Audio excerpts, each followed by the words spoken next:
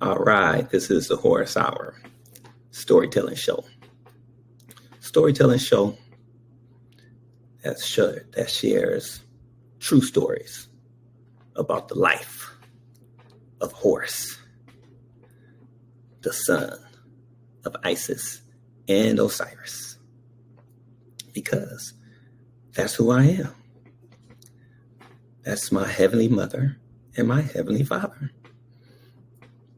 So, anyway, today I'm going to tell a story about a place that Jesus couldn't come to and that Jesus never showed up. And that was Taco Hell. That's right. The place I worked when I turned 17, still in high school, wanted to get my first job, got to make some money so I can make it to the prom. And you know what happens when you go to the prom. Yeah, I was waiting for that special day. So I got me a job at Taco Hell. Now, I had no idea that this place got robbed every single weekend. I mean, for the 2 years I was there, we literally got robbed every single weekend. I mean, we even got robbed twice while they were doing a stakeout. They robbed us while LAPD was sitting across the street doing a stakeout. I mean, that's how much we used to get robbed. Okay, we got robbed so much, they made us take out the damn silent alarm. Okay, the detective come in there, trace the wire, take out a pair of scissors and cut it. Told us don't call them no more. Don't use that silent alarm no more. When we get robbed, wait till they leave and give them a phone call. So that's how much we got robbed. And I went to church. We used to go to church. My mom took us to church every Sunday. Okay. The Holy Roller Church, the Church of God in Christ. Oh my goodness. Oh, you should see him there, rolling around on the floor, foaming at the mouth, screaming, Jesus, Jesus, all this kind of stuff, right? And so the pastor tell me, they say, we gonna pray that you don't get robbed no more. Congregation gathers around, they all praying. Ooh, Jesus gonna stop these robbers. Jesus is gonna stop the bad guys. And when I show up to church the next week, the pastor be like, hey, did you get robbed this week? I'll be like, yep, they sure did. You want me to tell you what happened? He's like, oh, that's all right. I said, yo, they put guns on us. He's like, what? Oh, well, we're going to have to pray again. I said, okay. Congregation gathers up. They're praying. We're going to get the prayer warriors this time. Yeah, we're going to stop them robbers. We're going to put it in the hands of Jesus, and Jesus is going to stop them bad guys from coming in.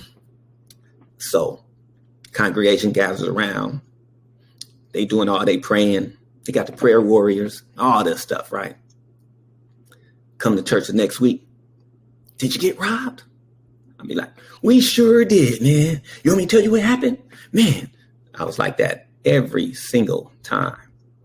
Okay. So one time I got to tell them we got robbed. I got to tell them on Sunday, because that's the time we go to church on Sundays. So I got to tell them about the robbery we had on Friday and Saturday. Okay. I had to tell them about the one Sunday night later, because I went to church the Sunday morning. But then when we got robbed that Sunday night, I had to wait till the next week so I can tell them about all three robberies. Okay. So that's what I was waiting to tell them about. And this robbery, this time it was, we got robbed 3 days in a row. We got robbed Friday, Saturday, and Sunday. Okay. Usually if we get robbed on a Friday, they'll skip Saturday. Then they'll come on Sunday. They don't, it was rare. Well, not really. Okay. I was going to say it was rare to get robbed Friday, Saturday, and Sunday, but yeah, it would just be different times. Like they wouldn't rob us Friday night because we got robbed Friday during the day. So it was like that. So we would get robbed every weekend sometimes, but sometimes we might get robbed only on Saturday and we didn't get robbed Friday or Sunday. We just got robbed Saturday. Okay, that's how it went. But anyway, this story is about my friend Ronnie, and he had this bus pass. So we used to call it his pussy pass. Okay, Ronnie and his pussy pass. And so I didn't tell the deacon about that part, about Ronnie's bus pass. I didn't tell him about that. Okay. So anyway, on a Friday, we get robbed on a Friday, right? So what happened was we had to open the safe to make for the armored truck. And the safe had a timer on it. And this is in the daytime. So I noticed one of the employees, she kept walking by the safe, looking at the timer.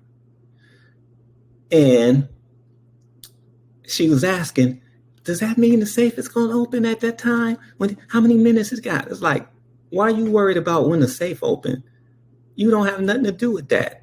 The manager is opening the safe. The manager has to make wait for the armored truck.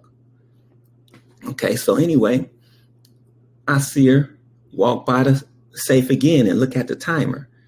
And the timer had 12 minutes on it. This girl goes to the phone, makes a phone call. And in 12 minutes, 3 dudes came in with shotguns. Man, I hit the floor. I was like this, had my hands up, and I jumped on the floor real quick. As soon as they walked through the door and pumped the shotgun, I dived on the floor, spread eagle. And the dude looked over the counter and said, damn, this dude is a genius. He said, I want everybody to do like this guy. What's your name? Horace. Everybody do like Horace and get on the ground, spread eagle, put your hands where I can see them. And you better not move. And they got these big trash bags and they're taking all the customers' jewelry and wallets and they're doing all that stuff, right? And so we're laying on the floor and then my friend Ronnie goes, they can have everything in the store, but they not getting my bus pass. I said, Ronnie, don't move. Don't move. This dude is standing in back of Ronnie with a shotgun. And Ronnie said, I don't care. I'm not losing my bus pass. This is my pussy pass. They can have my money. They can have my credit cards, but they are not getting my pussy pass. And he goes in his wallet. He takes out his bus pass and he slings it all the way up under the counter. And I mean, he slings it so far up under the counter, he's not even going to be able to get it, okay, because it's so small and it's so nasty up under there with all the lettuce and tomatoes and grease and old meat and all that stuff that fell to the bottom of the doggone steam cabinet. And he threw it up under there. These guys are walking around with the shotguns, robbing everybody. They grabbed the manager by the back of his neck and he had one shotgun holding him up to his head. And he's walking right past us. It's like he's got to step over me and step over Ronnie with this shotgun. So I'm definitely not moving. So the dude's got the shotgun. He's got Reggie by the neck and he got the shotgun in his hand. And he got a bigger hand cannon in his waist belt, and he's walking and he steps over me so he can get to the safe. And then he's holding a shotgun, but he's got to put the shotgun down so he can grab the money, right? So he tried to, he got Reggie in one hand by the neck, and he's got the shotgun in one hand, and he's telling Reggie to open up the safe, but he's got to put down something. He's got to let Reggie go so Reggie can get the money out the safe.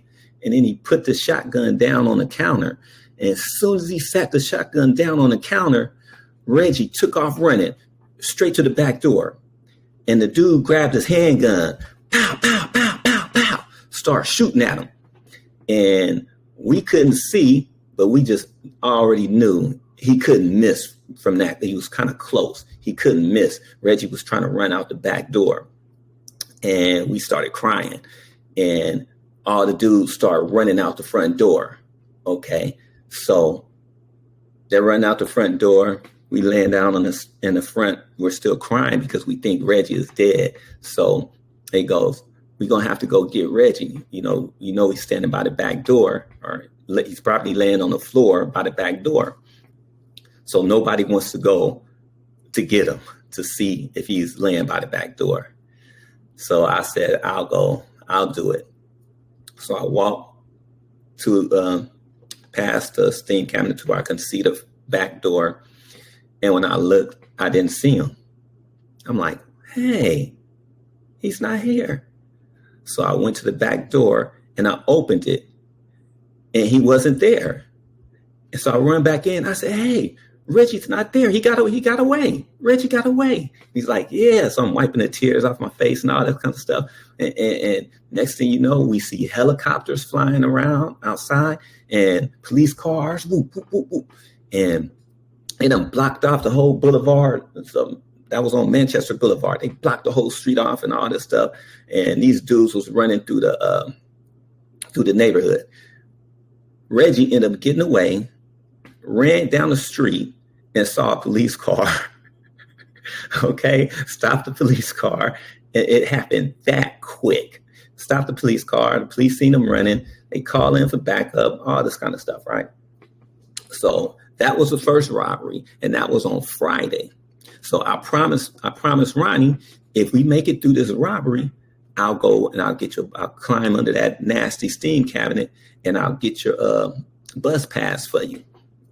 So I climbed up under that steam cabinet and I got his bus pass. So the only thing happened was everybody quit. So now we don't have any employees. Okay, so all my friends quit too. So even the manager had quit. So it's like, oh man, they're going to close the store down and, they're going to try to get more people to come back to the store.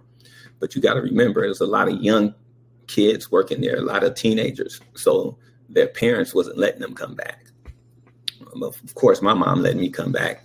She don't give a damn. Okay. All right. So she ain't never told me to quit. We getting robbed every week. She ain't never told me to quit. She ain't never said, oh, why don't you try to go get another job somewhere else? Only thing she did was, we gonna pray to Jesus. Okay, anyway. So since Ronnie couldn't fit up under the steam cabinet to get his bus pass, I got it. And I told them not to close the store. I said, I'll be the night manager. And then my friend said, man, are you crazy, man? We not coming back. That means we going to have to stay here too. So I'm like, what? He said, we're going to have to stay to protect you. I'm like, oh yeah, how you guys going to protect me? So these guys were pretty big. So they're thinking, yeah, at night, it's only going to be guys working and we just going to stand on the front line and, try to pump their chests up. I'm like, yeah, right. Okay, so Saturday comes. And when Saturday comes, everything is kind of cool. Right? During the day, everything was kind of cool. Then around 6:00, LAPD comes and said, hey, we're telling everybody they're going to have to close down their shops and get out of here because they're having this gang war. And he said, there's so many gangs, we're not going to be able to handle this. He said, so we're close and you guys are right in the middle of the A-Tray gangsters and the 9-0s.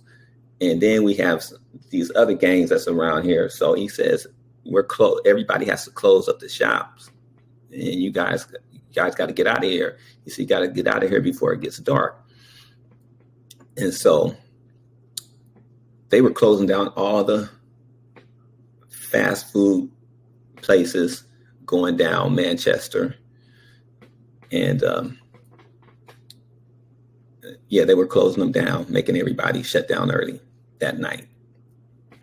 That was the night that my brother left me, gonna tell me, I'll give you a ride. And then when he came, he gonna take off.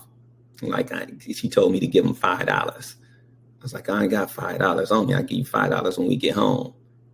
He's like, no, you got to give it to me now. I said, why I got to give you $5 and we live in the same house? I got to give him $5 to take me home while he's at Taco Bell and we live in the same house. Anyway, he didn't give me a ride home. He left me. Okay. So we were stuck up there all night. We had to run and hide. And we didn't even get home till the next morning at 7:00, running and dodging bullets. Okay. So I get off work at midnight or 1 a.m., but I didn't get home till 7. My mom wasn't even worried about me. She was in the bed, sound asleep. Get home, my brother was laying on the couch, sound asleep. Okay, so that robbery happened on a Friday, right? So yeah, that robbery happened on Friday. Okay. So no. Saturday. That robbery happened on Saturday because that was the trench coat bandits, the ones that happened Saturday night. Okay, there was a trench coat bandits. Those guys come in the store. They got these juicy, drippy Jerry curls, and they were wearing trench coats. So when these two dudes walked in, we started laughing. Like, man, don't nobody wear Jerry curls no more. And it's just dripping all on you can just see the drips. It's dripping all on his collar.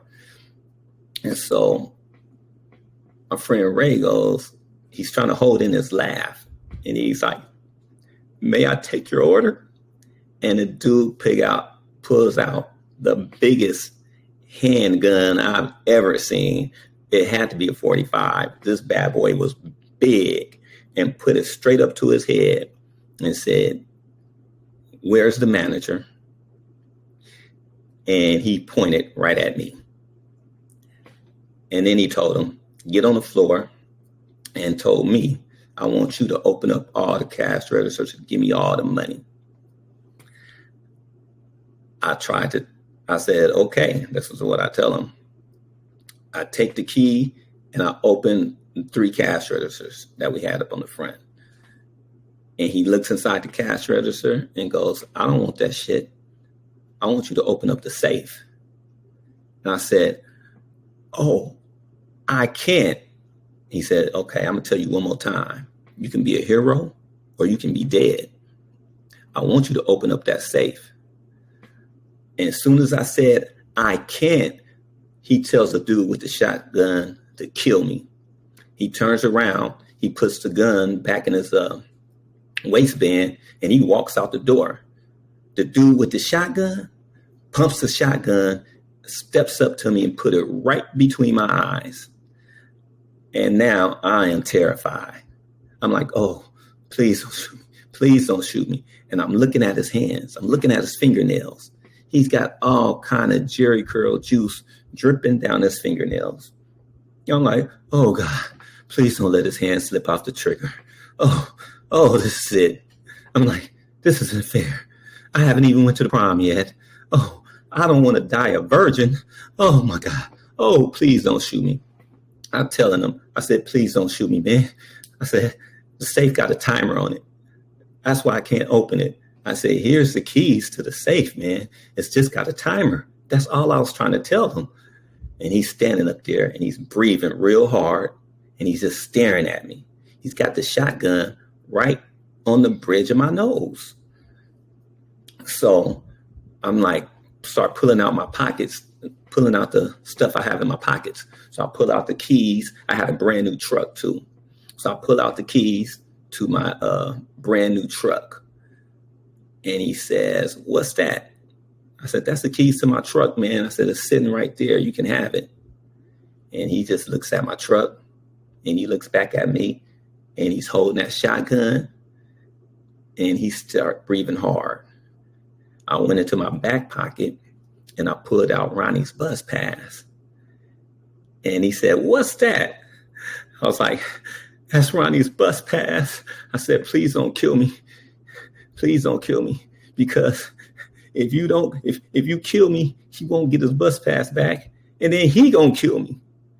And the dude put the shotgun down and just looked at me real crazy. Turned around and walked out the door. So that was a robbery that happened Saturday night. Okay, so now we still got Sunday to go. Sunday comes around and we get robbed again Sunday night. Okay, now mind you, they've done prayed for us that Sunday morning because when I went to church, I told them, hey man, we got robbed Friday and Saturday. Yeah, man. I told them everything. They start shooting at Reggie and then the police helicopters come. I'm telling them everything. So he got to get the prayer warriors again, right? Yeah. And we end up getting robbed Sunday night. Okay. So anyway, the guy comes in Sunday night and there's only a couple of customers. It was 4 customers in there. 2 guys came in with their girlfriends, or it wasn't their girlfriends, it was girls that they were dating, right? Because when the guy came in, he was nervous and he's like, don't nobody move. And he goes, don't nobody move. The 2 dudes that was with the girls, both of them jetted out the front door. The first one made it out the door quick. The second dude got stumped because he grabbed onto the handle to make it out the door and he slipped. And the dude that had the gun started kicking him. Boom, boom. He kicked him a couple of times and then he made it out the door. They just left their girls in there. Can you believe it? I'm like, what some sorry simps. They gonna leave their girls in there. Okay. So the girls are hugging each other and they all scared now. They hugging each other. They like, don't hurt us, don't hurt us. But this dude was shaking like a leaf on a cold winter's day. He's just shaking. And I'm got my hands up and I'm like moving. I'm like, hey, dude, man, put that gun down. You finna accidentally shoot somebody. He's like, I'm hungry. I said, dude, put the gun down. Okay. We don't have any money left. I said, but if you're hungry, we can make you some food. So he was like, what? I said, dude, just put the gun down. I said, we'll make you some food if you're hungry. So he tells me about his wife and he got 2 little kids. And I said, hey, bro, what you want? Make something for the whole family. Your kids like tacos. We're going to throw some of these tacos in there. So we done made this dude some burritos, tacos, all that stuff. I gave it to him. And that's right. Sure did. Like, here you go. And I said, I still got to call. I said, I still got to call the police, but we finna give you a head start. Okay. And I just won't tell them what you look like. Just like that. That's what I did. Police came, made the police report. I didn't say what he looked like. Did you get a good look at him? I got a good look at his gun. Okay. I got a good look at how much he was shaking. Okay. I got a good look at that. Where'd he go? He ran that way. And that's it. So we got robbed 3 times. Friday, Saturday, and Sunday. Okay. When I went to school Monday, I had to tell my teacher she was right. I was like, Mrs. Masuda, I guess she was right. Because she used to say I was a genius. I said, because. She said, why you say that? I said, because we got robbed 3 times, okay? And every time we got robbed, somebody called me a genius. The first robber called me a genius. When the detectives came, they called me a genius. He's like, hey, man. Oh, and he called me a genius because on that Saturday when we got robbed, the dudes killed, he said 8 people. They believed it was 8 people he had killed before they was like on a killing spree, a robbery and killing spree. And they killed at least 8 people before they came to our store. They didn't even rob us and get any money, but they didn't kill us.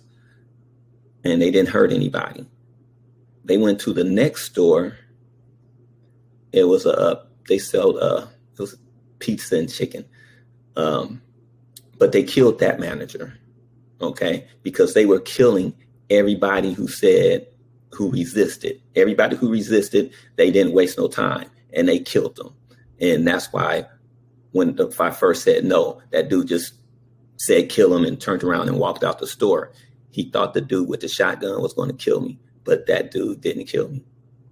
But went and killed the next dude. So he said, how did you guys make it? He's like, he couldn't believe it. It's like, how'd you guys make it? You know, they kill 8 people, skip you guys, and go kill the next person. He's like, whatever you did, whatever tactic you use, genius. I'm like, I ain't used no tactics. Ronnie's bus pass, that was a tactic I used.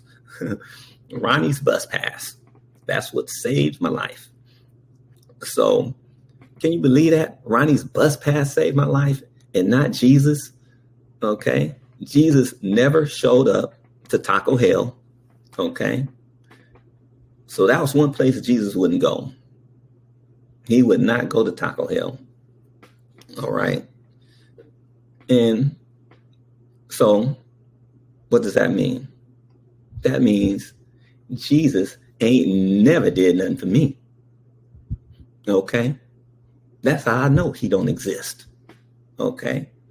It was always about Christ consciousness and about the Spirit of Christ dwelling within you. You are the Christ. We don't have to look outside our bodies for no Christ.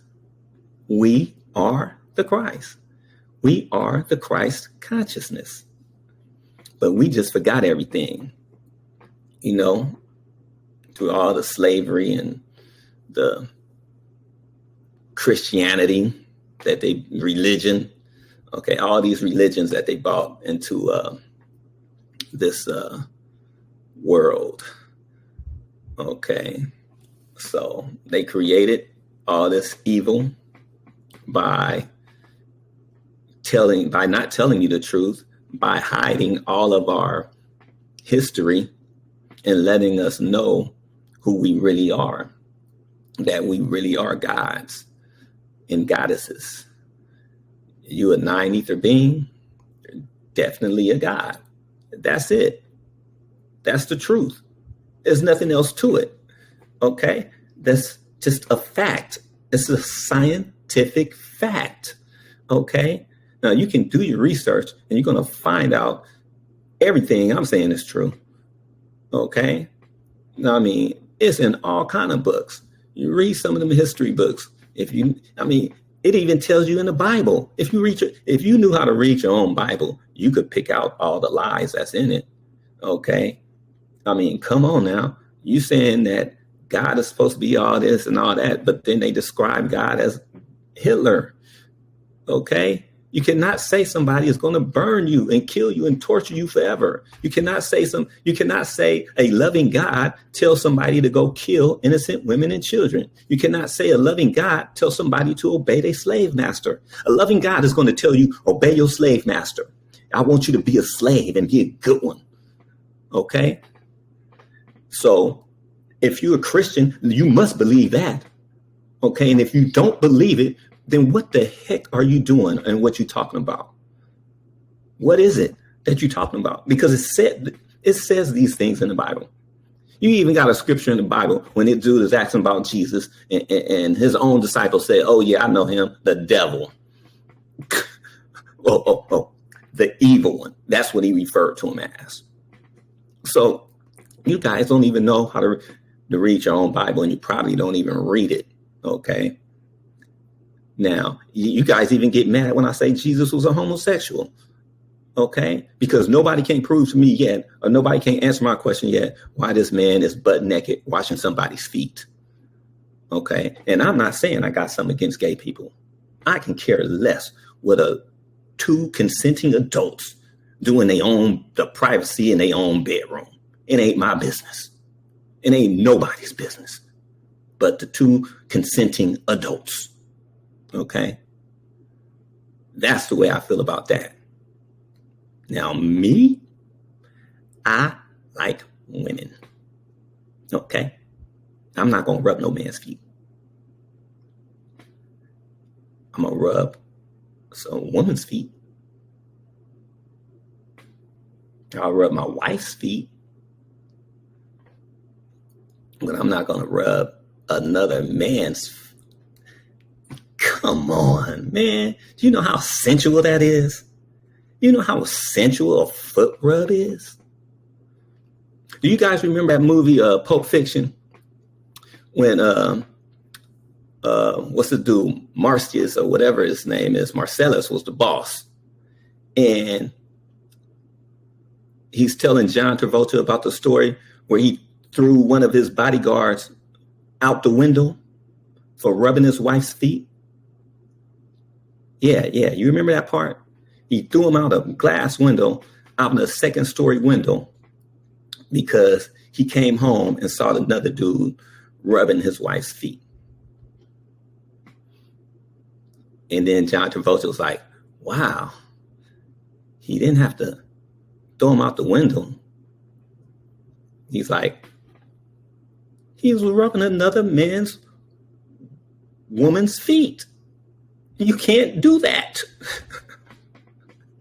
Okay, so this dude was butt naked. And he didn't just do one person's feet. He's doing all 12 of them. Then all 12 of his disciples. Ooh. Now that dude, Tom, man, he must be just as freaky as Puff Daddy.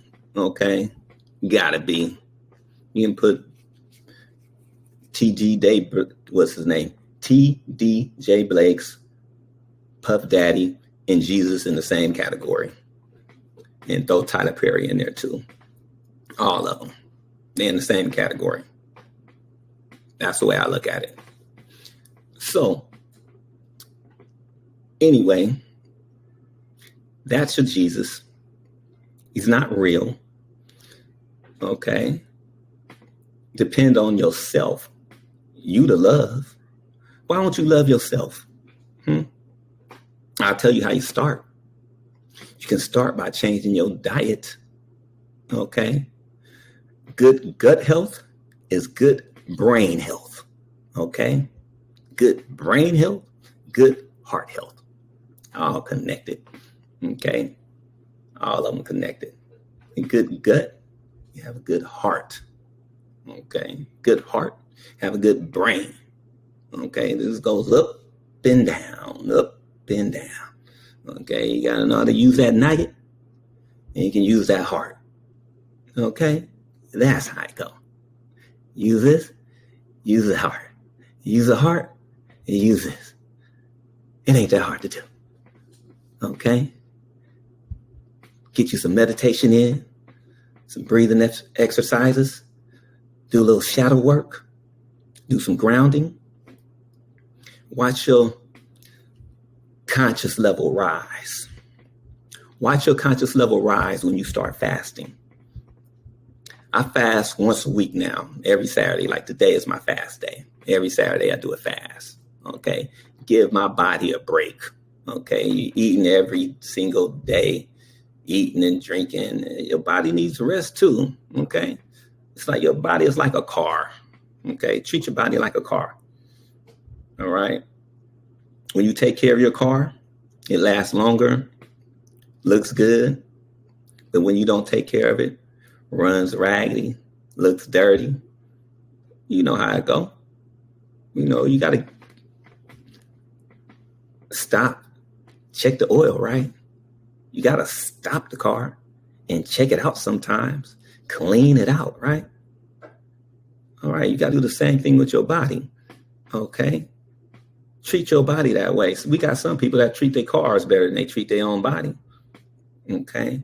They going to put the good gas in their car, but they going to put the BS in their body. They not going to get the regular gas. They going to get the super. They going to get the 91 octane, okay? Well, when it comes to your body, why don't you put the 91 octane in your body, okay? Put some live, living, fresh fruits and vegetables, okay? How about that? Change your diet. Stop eating meat. Stop eating stuff that's going to kill you. You know, you got people talking about how much they love themselves. They love themselves so much that they're going to eat themselves to death. You love yourself so much, you're going to eat yourself to death. Does that make any sense? Does that make any sense? No, you have to love yourself. You have to love yourself enough to even want to take care of yourself. You have to love yourself enough to say, hey, how can I heal my body? It's real easy. It's through the food. Okay. Dr. Sadie tells you that. Yeah. Hey, guess what? Your own Bible tells you that. Yeah. Your own Bible tells you that. Okay. Another thing, your own Bible, your own Holy Bible, King James versions tell you not to eat from the flesh. And then it even tell you what animals not to eat. Tell you not even to eat the animals. It tells you not even eat the doggone creatures of the sea. It says don't eat the scavengers of the sea. So you know what the scavenger of the sea is, right? Crabs, shrimp. And black folks love they shrimp. Love them crab. Love them crab legs. Okay. Don't eat no pork. It tells you that in the Bible.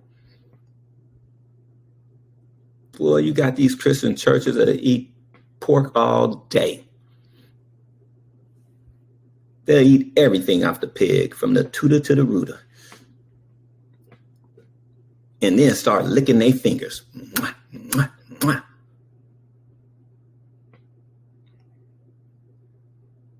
Fall asleep. They almost dead then. Eat so much, gotta unbuckle their pants and be falling asleep. Get the itis. They call it nigga-itis. So that's what they do. All them Christians got the itis every time they eat. That's what happened to them. And you can tell because you can look at them too. You can look at the ones that's been in there you can look at the ones that's been in the church for a while, right? Say the ones that's been in there for a good one. Why are they all overweight? I just want to know why. Because they still in the church following Jesus, eating pork, eating meat, smoking cigarettes, drinking liquor, and they in the church. Wow. It just blows my mind. Show yourself some love, okay? Show yourself some love. Why don't you put the liquor down? Put the cigarettes down, okay? Put everything down that doesn't complement your body, that doesn't complement your mind, that doesn't complement your soul, okay? Do the things. You love yourself so much. Show yourself that you love yourself. All right? Don't do stuff that's going to kill yourself. Put that steak down. Put that burger down. Okay? Pick up an apple. Pick up an avocado. Or pick up some grapes. Pick up a watermelon. Okay?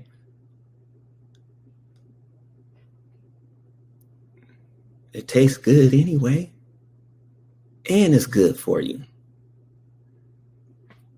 They have other things besides meat. Okay, you can use some alternatives like I used to do. Okay, or well, still do actually. You can season up some mushrooms, and I like to do that. Some lion manes mushrooms, season them up real good. And you can get them to taste. I mean, it's not going to taste exactly like no meat, but it'll give you that kind of texture feel. And you season it up real good. It actually tastes nice. It actually tastes better than eating some ground meat to me. So yeah. So anyway, do those things. Show yourself some love. Okay, get out into nature. Do things that are natural. Okay. Do some sun gazing. Man, listen to me. Do some sun gazing and some and grounding yourself and meditating and eating right. Doing those things, you will elevate. Okay. And plus you got to read and study. Of course, you got to read and study too. Okay. But not those books, other books. Order some books from the Sabian Nation, worldwide Sabian Nations. Order some books from them. Okay. Some books from Dr. Malachi Z. York. Order some of his works. Okay. If you really want to learn and you really want to know the truth, order books from Dr. Malachi Z. York. Read his teachings. Okay. You will elevate. You will learn. You will get the truth. So that's how you get the truth. Dr. Malachi Z. York. He's wrote over 1,000 books. And there's plenty for you to learn. You can learn about nutrition. You can learn about the Anunnaki gods. You can learn about everything you need to know. I mean, you can learn about why your religion is fake. Okay. You can learn about where it comes from. Okay. Who's responsible. Okay. He even gives you the time when it started, when they started doing these things. Okay. And all the information is factual. Okay. That's one other thing I love about his teachings, because he always say, check it out. You don't have to believe me. Go see for yourself.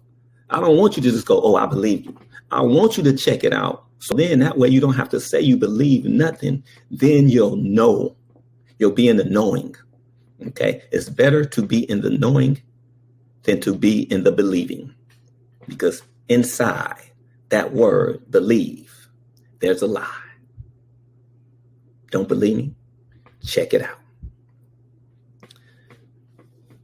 This is the Horus Hour.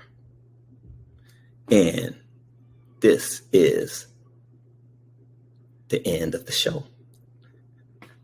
So enjoy the rest of your day. And remember to love yourself. Remember to stay in that peaceful mindset. And remember that you are the God that you're looking for. You are the goddess that you're looking for. You already possess Christ consciousness. Peace and love. Next time.